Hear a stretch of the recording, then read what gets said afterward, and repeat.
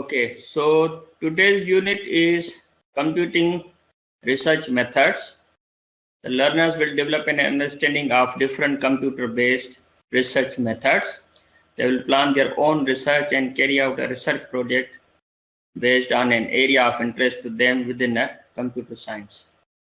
So the you will be learning that how to do a research, right?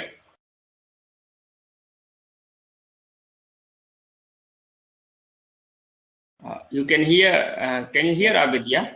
Yeah, I can hear, sir. Hello.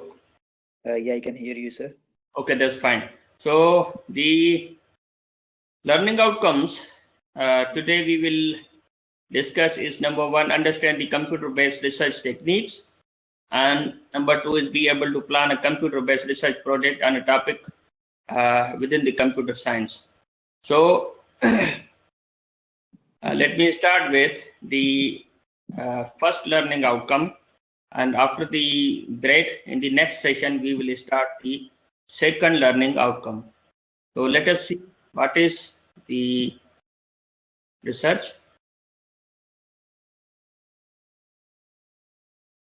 The research is the systematic investigation into and study of materials and sources in order to establish facts and reach a new conclusion.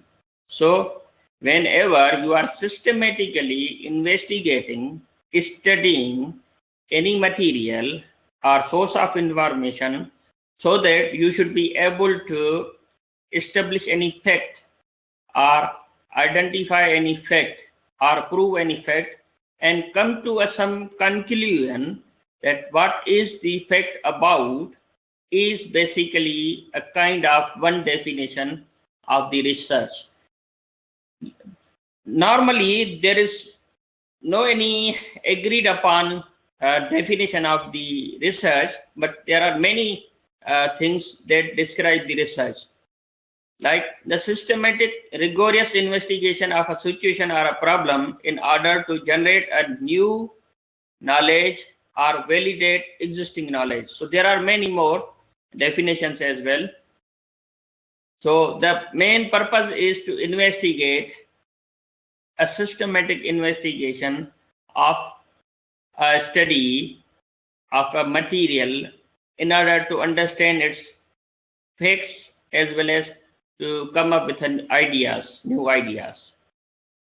Now, there are lots of types of techniques for research, and obviously you will only be dealing with only particular one or two methods. However, you should be able to understand as a student of a particular the course that which is about the computing research, so that you should be able to select an appropriate methodology.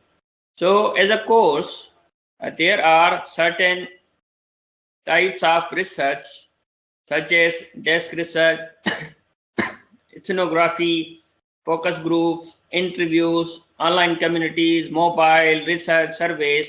So let us have a look on certain types of research techniques, and we will superficially go through those and will come to our main topic.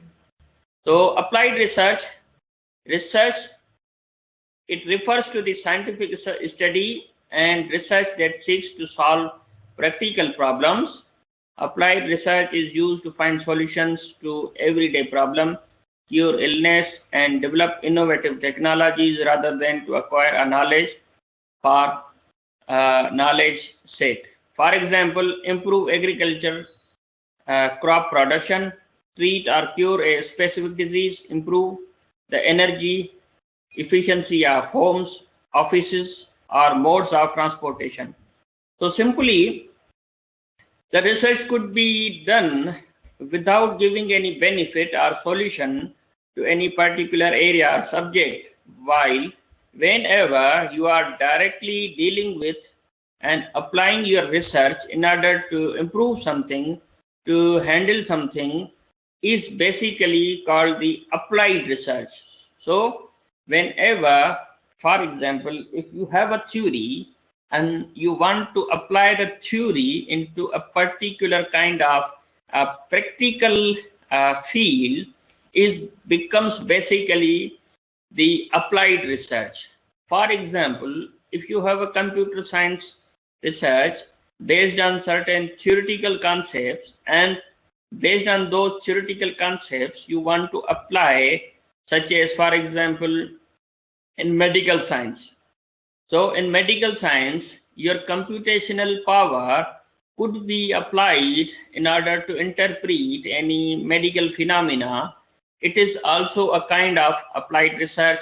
You can apply the research into any agricultural field. You can apply the research into any mechanical field. So whatsoever, when it comes to the theoretical research, it is the basic research, while when it comes to the applied research, then you apply research in order to give some get some solutions, and in order to study some behavior of a physical science. Basic research. The basic research is driven by scientists' curiosity or interest in a scientific question. The main motivation is to expand man's knowledge, not to create or invent something. There is no obvious commercial value to the discoveries that result from the basic research. So as I explained earlier, that the applied research is basically performed in order to give a solution. However, basic research is just for the knowledge. For example, how did the universe begin? What are protons, neutrons, and electrons composed of? How do slime moths reproduce? What is the specific genetic code of the fruit fly? So simply, basic research, it has less intention to do anything to a particular physical entity, or maybe it can be related with anything, but does not intend to improve or give any solution. However, just for the knowledge purpose, the research is done. So it's about the basic research. The next is correlational research. The correlational research refers to the systematic investigation or statistical study of the relationships among two or more variables without necessarily determining causes and effects. So correlational is the research in order to determine the relationship between the two things. It seeks to establish a relation, association, or correlation between two or more variables that do not really lend themselves to experimental manipulation. For example, to test the hypothesis, for example, listening to music lowers blood pressure levels. There are two ways of conducting research. So the hypothesis is that when you listen to the music, it lowers the blood pressure. Now, how you can do?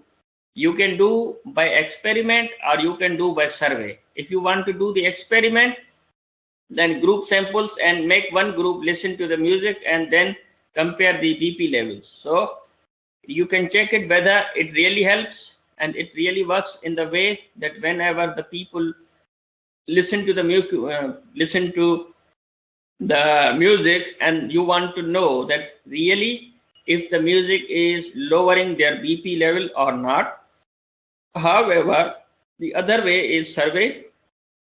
Ask people how they feel, how often they listen, and then compare that whether what they say and does the majority of people really believes that whenever they listen to the music, and are they really comfortable, and do they lower the blood pressure. So it's a kind of correlational research that really interprets the relationship between the two entities.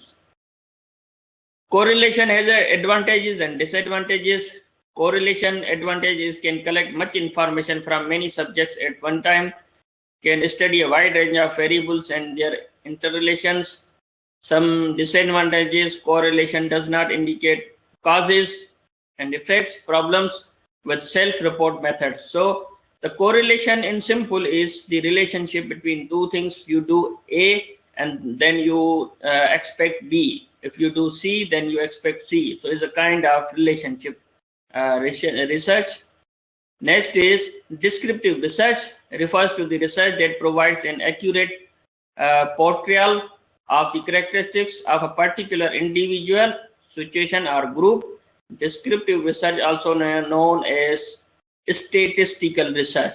These studies are means of discovering new meaning, describing what exists, determining the frequency with which something occurs, and categorizing information.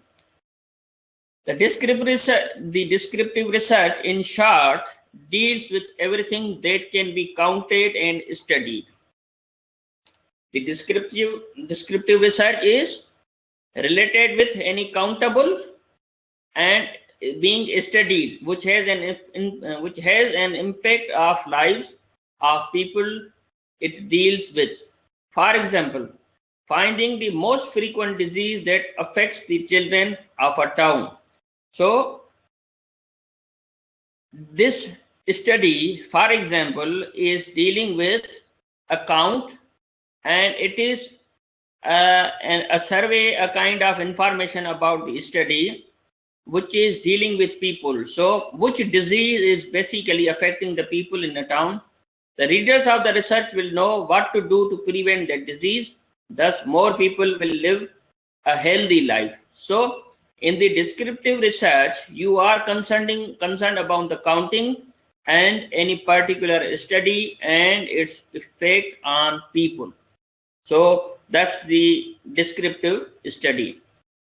Advantages: the people individual studies are unaware, so they act naturally or as they usually do in everyday situation. So any research comes in front of you in the form of descriptive research, it becomes a usual, and that looks like a normal situation. It is less expensive and time consuming than quantitative experiments, collects a large amounts of notes from detailed studying, as it is used to describe and not make any conclusion. It is to start the research with. Like, for example, any study came in front of you in a newspaper, it gave you an information about the quantity, about the study, and about the people. For example, at many doctor surgeries, you knew that antibiotics don't help the viruses. So do not take any antibiotic if you have any flu or related symptoms. So obviously, a kind of descriptive study, the descriptive research can have some kind of relationship, the type of this research, so that people are just given the information. Its disadvantages are that descriptive research requires more skills. Obviously, when you say something, then you are based on certain authentic knowledge. Does not identify causes behind a phenomena, and obviously, whenever you are throwing any information, then it is not necessary that you know that why it happens, and you are not supposed to do any research on it, that why it is happening, why the antibiotics are not effective in the viral infections. However, you simply define that what is likely to happen about that particular topic in a descriptive way. Response rate is low in this research. Obviously, this research is based on a highly skilled kind of sources, and when it is done, then it is in the form of descriptive. Only it gives the information about the counting and its study, but actual experiment is not done very easily, and the results of this research can change over the period of time. So anything which comes in front of you, most likely in the media, that you observe is a kind of descriptive research, but it doesn't give you more details. Ethnographic research refers to the investigation of a culture through an in-depth study of the members of the culture. It involves the systematic collection, description, and analysis of data for developments of theories of cultural behavior. So whenever you are dealing with any cultural studies, it is basically the ethnographic study. So it studies the people, ethnographic groups, other ethnic formation, their genes, composition, resettlement, social welfare characteristics, as well as their material and spiritual cultures. So everything related with cultural things is the ethnographic research. Obviously, there are a lot of things to be researched into a particular culture, and there can be lots of conclusions based on this research. Experimental research is an objective, systematic, controlled investigation for the purpose of predicting and controlling phenomena and examining the probability and the causality among selected variables. So, as an experimental research is objective, you have certain objective that why you are doing that particular research. Systematically and controlled investigation, you have to remain into a particular boundary of the research for a particular purpose. So its advantages are that best establishes the causes and effects relationships. However, the disadvantages can be artificiality, obviously, because within an experiment you are only limited and bound in a particular item or sample item on which you are doing research, and it could be the artificial, and feasibility wise it cannot be feasible to provide everything within that particular limited boundary of the research, and possibly it could be unethical when it is the experimental research. Sometimes the ethics are involved into a research, that whether are you allowed to do any research. For example, if you are dealing with any experiments with the animals, then any experimental results may be passed throughout certain ethical levels, and you should be very much aware before starting the research. You should know that is it okay and does it comes under the ethics to go ahead with particular research, which ethics allow you. So we will be discussing the ethical issues in next slides as well. So experimental research continues. The simplest experimental design includes two variables and two groups of participants, and independent versus dependent. So the details may be skipped at this stage now because we are generally discussing the types of the research superficially. We come to the next type of the research, which is the exploratory research, which is a type of research conducted for a problem that has not been clearly defined. Exploratory research helps determine the best research design, data collection method, and selection of subjects. So exploratory research can be quite informal because you want to explore something which relies on a secondary research.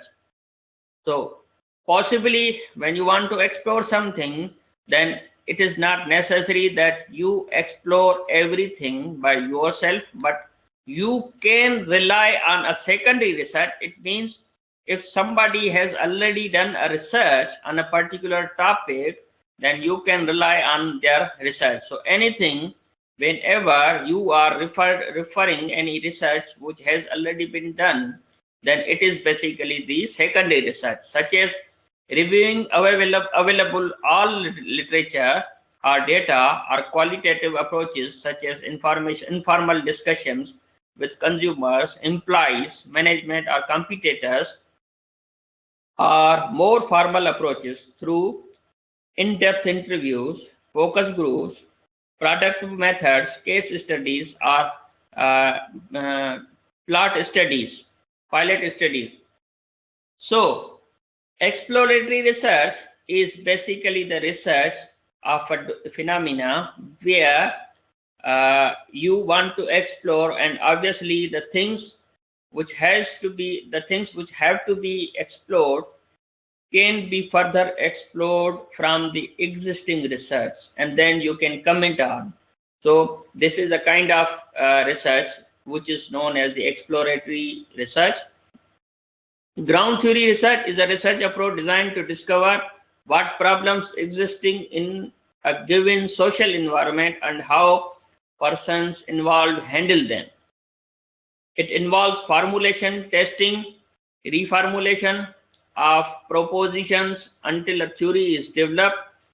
Ground theory is a research method that operates almost in a reverse fashion from traditional research, and at first may appear to be in a contradiction to the scientific method. So, ground theory in simple is an approach in order to solve the problems in a social environment and how persons involved handle them. It involves formulation, testing, and reformulation of propositions. Now, ground theory research. Basically, whenever if you want to explain certain problems and its solutions into the environment regarding, for example, if there is a problem in a community of the drainage system while it is raining, then possibly the problem is how the drainages are affected due to heavy rain, and how people handle them, and through which formulation they are successful in draining their excess rain, and whatever the positions are involved there, and possibly those their techniques, methodologies could not be, for example, an approved methods of the research. They could be in any reverse fashion, but however, the ground theory research basically studies those problems and their solutions. Historical research is a research involving analysis of events that occurred in the remote or recent past. So, applications of the historical research can show patterns that occurred in the past over the time, which can help us to see where we came from and what kind of solutions we have used in the past. Understanding this can add perspective on how we examine current events and educational practices. The states involved in to conduct the historical research are identification of the research topic, data collection, evaluation of material, data synthesis, and report preparation. So obviously historical research, as the name implies, is basically in order to research something based on existing patterns that occurred in the past to come up a conclusion that what was the past and why it happened and what was actually that particular thing. Historical research gives a social scientist a better context of making realistic decisions. It could be based on anything. Any research which is based on the past provides a comprehensive pictures of historical trends, uses existing information, provides evidence of ongoing trends and problems. So historical research is depending on the past. While it has the limitations, like it is time consuming and resources may be hard to locate, resources may be conflicting, may not identify the cause of the problem. Information may be incomplete, obsolete, inconclusive, or inaccurate. Data restricted to what already exists. So, the historical research is depending on the findings of the past, but it has the advantages as well as disadvantages discussed like time consuming, resources may be obsolete, and blah blah blah.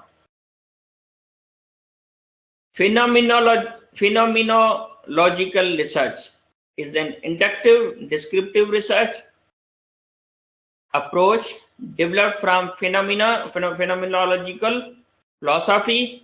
Its aim is to describe an experience as it actually lived by the person.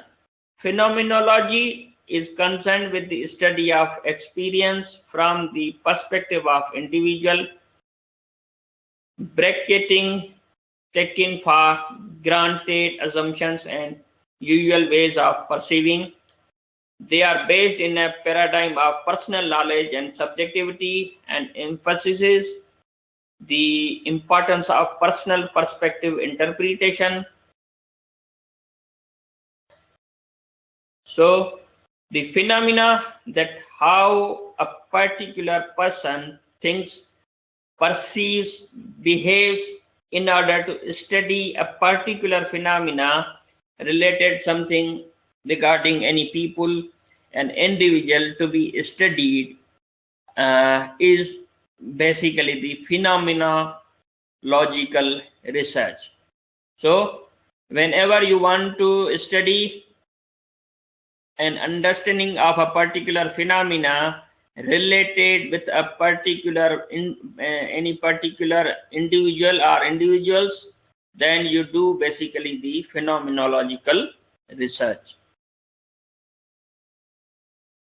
On broader perspective, all researches can be classified into two groups. So far, as we have discussed all these types of research techniques, starting from the, let's say, basic research to the experimental research, exploratory research, these kind of all researches like applied research, correlation research, all these researches are basically categorized into two ways. Number one is the qualitative and other is the quantitative. So, quantitative or qualitative. Let us see how the quantitative and qualitative is explained. In the qualitative research is a research dealing with phenomena that are difficult or impossible to quantify mathematically, such as beliefs, meanings, attributes, and symbols. When it comes to know any idea, any phenomena which doesn't have a mathematical quantity or belief or meaning, attributes, such as any belief into the particular religion, any thinking, and when you want to identify that how people think about something, any idea, then it becomes a qualitative research. However, whenever you are dealing with a quantity, quantifiable numbers, then you are dealing with the quantitative research. The qualitative research aims to gather an in-depth understanding of human behavior and the reasons that govern such behavior. The in-depth understanding of human behavior and the reasons that govern such behavior, the qualitative method investigates the why and how of decision making, not just what, where, and why, but why and how.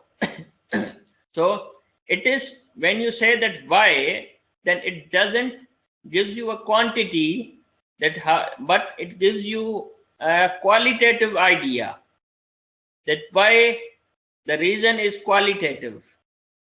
When you say that how many, it says it that is a quantitative. So overall, either you will be dealing with a qualitative or quantitative.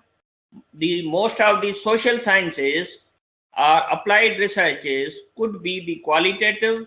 However, the computing research or the research which is dealing with numbers and scientific representation or scientific calculation is basically comes under the quantitative research. Advantages of the qualitative: it enables more complex aspects of a person's experience to be studied. Fewer restrictions or assumptions are placed on the data to be collected. Not everything can be quantified or quantified easily. Individuals can be studied in more depth.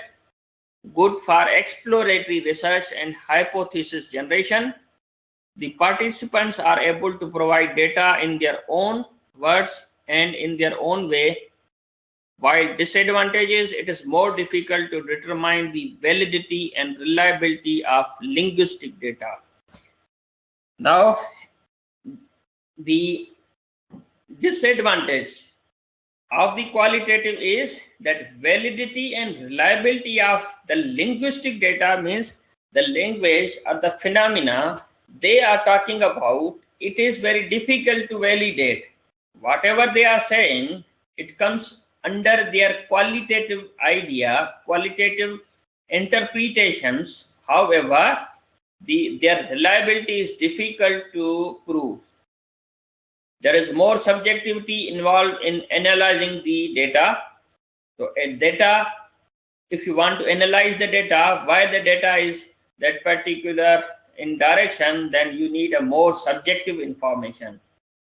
Data overload, open-ended questions can sometimes create lots of data, which can take a long time to analyze. So, if you are talking about a qualitative research, and if you wanted to know a particular belief through a survey, through open questions, through closed questions, that why people think about particular phenomena, for example, why people watch TV, then you can say that there could be two answers, like the people watch the TV because they want to get the knowledge, one option, and second is that they want to be entertained in their spare time. However, if they could be given the third option to be explained, then they could answer anything else apart from these two options. Probably they could say that they watch the TV not for the entertainment, not for the in their spare time. Probably they could have any other reason of watching the TV. So the data could be overloaded. When open questions, they are given an opportunity to answer on their own. So if they would answer on their own, then the research could be the conclusions of their open-ended questions can be difficult to be interpreted within the qualitative research. And obviously, that will be the time consuming. So the qualitative research dealing with the ideas and beliefs which cannot be quantified. Now we come to the quantitative research.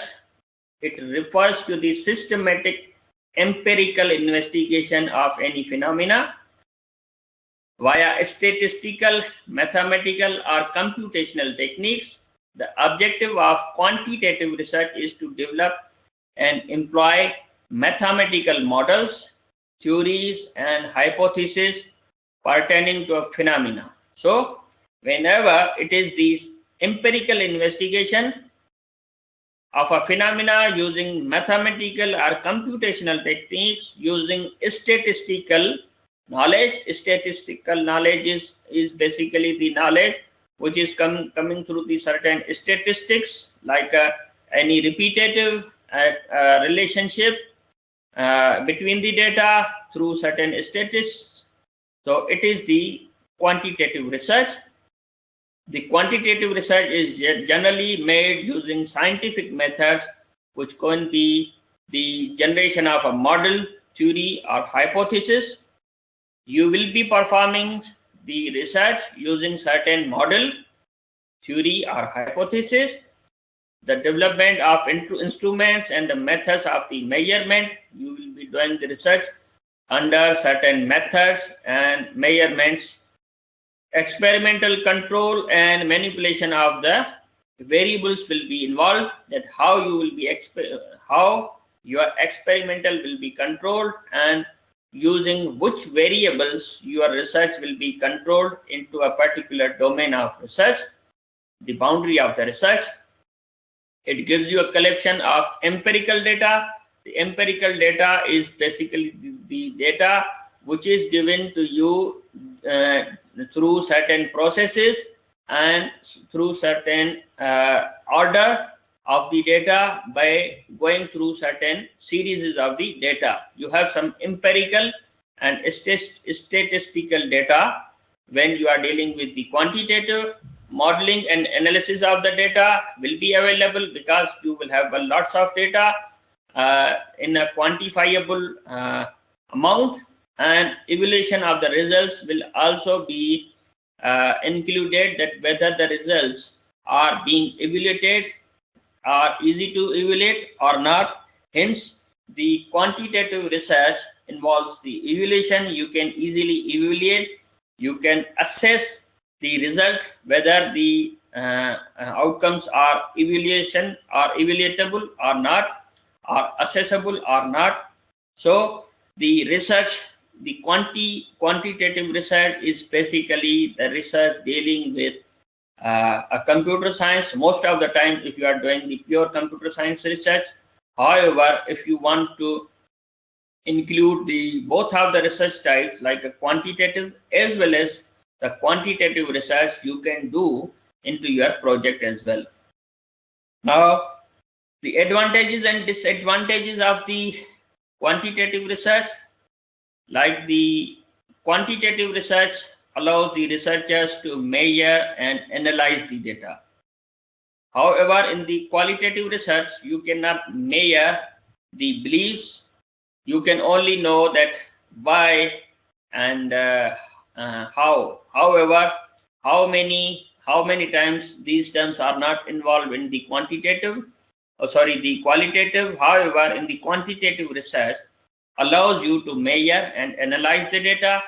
The researcher is more objective about findings of the research, because if you have to do a quantitative research, if you are expecting like an experiment based on samples of 100 items, then you can more be focused that and on time to know that, for example, how many items you have researched. For example, 50, then you would know that 50 are left in order to complete your findings of the research.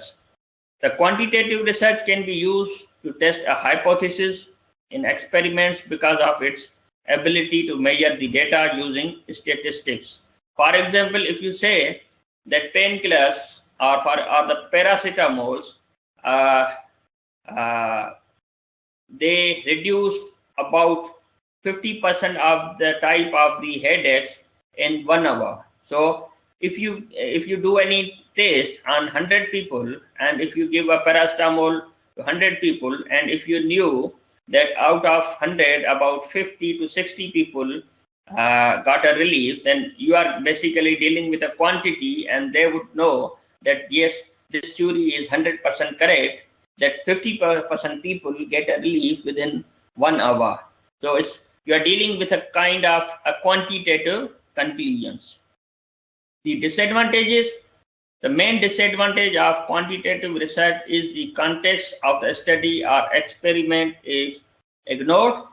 So a context of the study is basically not considered. Only you extract the elements which give you a quantifiable parts of the study, and you drive those amounts or numbers from that particular study, and you ignore the particular study, what the study is about, but you only focus on the numbers. The quantitative research does not study things in a natural setting or discuss the meaning meaning things have for different people. So you are not concerned about the meaning of the things in the quantitative research. A large sample of the population must be studied for more accurate results. So quantity is most important. The more the quantity you have, you will have a more feelings and understandings. For example, if you did a quantitative research on two people and the result came out a 50-50, then you will not be sure and your research will not be accurate until you do a research on more than two, maybe more 50, 100 or thousands. So then and then you will be able to get accurate results if you have a sample size larger. Now, those were a kind of research techniques which we discussed in from the various sources of information and various types of researches applied in different domains. Few more to discuss, and then we will move to the sampling techniques, ethics, and data analysis techniques. So desk research, also known as secondary research, involves the summary, collation, and synthesis of existing research rather than primary research in which data are collected, for example, research subjects or experiments. In other words, gathering and analyzing information already available in print or published on internet. So desk research is basically the secondary research. You sit on the desk and search on the internet that what has already been done. Focus group is a form of qualitative research in which a group of people are asked about their perceptions, opinions, beliefs, and attitudes towards a problem, product, service, concept.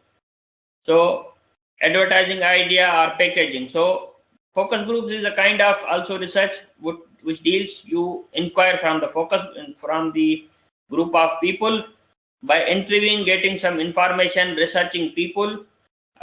I'm skipping this. I'm skipping this few more type of the researches: online research community, mobile search, survey. And now I'm going to discuss the sampling, the process of selecting a number of individuals for a study in such a way that individuals represent the larger groups from which they were selected. So when you are dealing with a number of individuals, basically, sampling is basically that on how many number of people you will be doing your research. So we discussed the type of or the techniques of the research. And now we want to know the techniques of the sampling. Sampling is basically that how many number of people or items you will be selecting in order to carry on a research. So probability based sampling, we discuss now. A probability sampling method is any method of sampling that utilizes some form of random selection. If you are dealing with a random selection, then it is the probability sampling. In order to have a random selection method, you must set up some process or procedure that assures that the different units in your population have equal probabilities of being chosen. Humans have long practiced various forms of random selection. So in probability, you do not have any particular size of sampling, but you select on the random basis. Selective sampling techniques, the purpose of is basically the purposive sampling. When you say a selective sampling, it means you say a purposive sampling, also known as a judgmental sampling, or selective or subjective sampling, the type of non-probability sampling technique. Non-probability sampling focuses on sampling techniques where the units that are investigated are based on the judgment of the researcher. So when you were selecting the sample size based on a probability, it was a random. But when you say a selective, then a researcher selects the number of samples based on the judgment of the researcher. Convenience sample, also known as availability sampling, is a scientific type of non-probability sampling method that relies on the data collection from a population members who are conveniently available to participate in the study. So it really depends. It is the name implies convenience based. For example, whichever the convenient number of people are available to you, then you select based on the convenience. Next is ethnographic methods. We discussed the ethnography. It was the study of the people, and you need to select the number of samples based on the available. Here the ethnography type of the research we discussed earlier. Let me show you. Ethnographic research, which investigated a particular culture. So the sampling size of an ethnographic research is discussed here, that how you will be selecting the ethnographic sample size is, let me explain.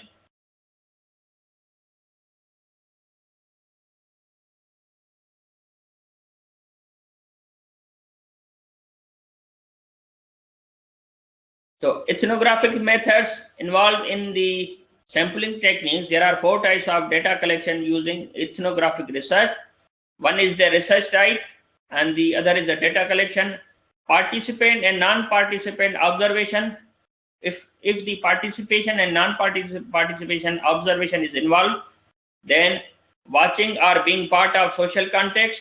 The semi-structured interviews, open and closed questions that cover the identified topics. The unstructured interviews could be the open questions that enable a free development of a conversation.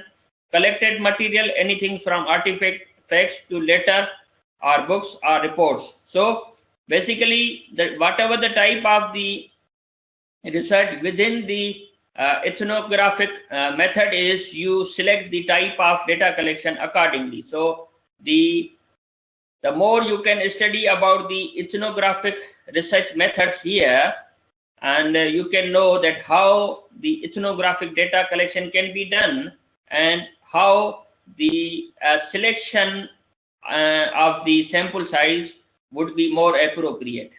We move further. The ethical standards. The research ethics is defined here to be the ethics of planning, conducting, and reporting of the research, such as social responsibility, human rights, animal welfare, with laws, and public health and safety. So when it comes to whenever you want to start the research, you will have to take care of the responsibility of the human rights, animal welfare, compliance with the law, and public health and safety. So it is clear that the research ethics should include protections of human and animals. Obviously, whatever the research you are carrying on, it should give a protection to human and animals. No human or animal should be harmed. However, not all researchers use human or animal subjects, nor the ethical dimensions of the research confined solely to protections for the research subject.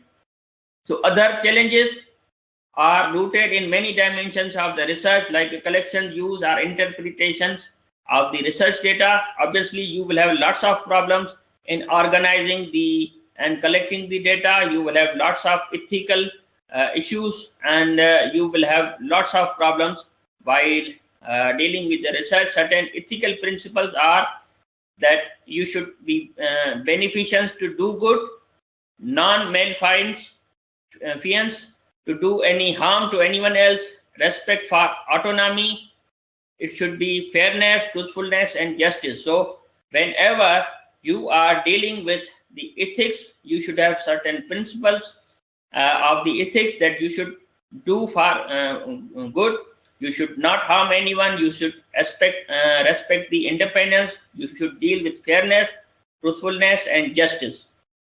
So approved ethics is gaining the ethical approval on a research before starting it. So if, for example, if you are doing any research on a particular person, then you should have an approval from that particular person whether they are okay to allow you to research on them or on their property or their assets. So the last one is basically the quantitative and qualitative methods we discussed earlier in the previous slides, their nature, their advantages and disadvantages.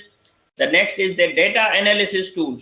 Analysis of data is a process of inspecting, cleansing, transforming and modeling data with the goal of discovering useful information, suggestions, conclusions and supporting decisions. So whatever the data you have available, you have organized, it should have been maintained through certain tools. So there are lots of tools available in the market, and they have their own advantages and disadvantages. So once you have a data, you should be able to use certain tools. So certain tools like 16 qualitative data analysis softwares are available, and you can have a look on those and individually, like NVivo, like Atlas. One is the SPSSF, which is mostly used by the researchers. They do use their tools, and this tool like SPSSF in the most of the researches, and there are many more. Really depends that how you are comfortable with these tools, and accordingly. So the analysis of the tool is important. Whatever the data you have, you should consider about the ethics of the research, and then sampling techniques, how you will be getting the data, and you will be applying certain techniques. So that's about the first. So is it clear, Abid? Any question Yes, about sir. it? Yeah. Do you have any question? No, not at the moment, sir. Okay, so you are most welcome to ask any questions, later on. So I end this session now, and I would start the learning outcome 2 after a short break. Yeah? All right, sir.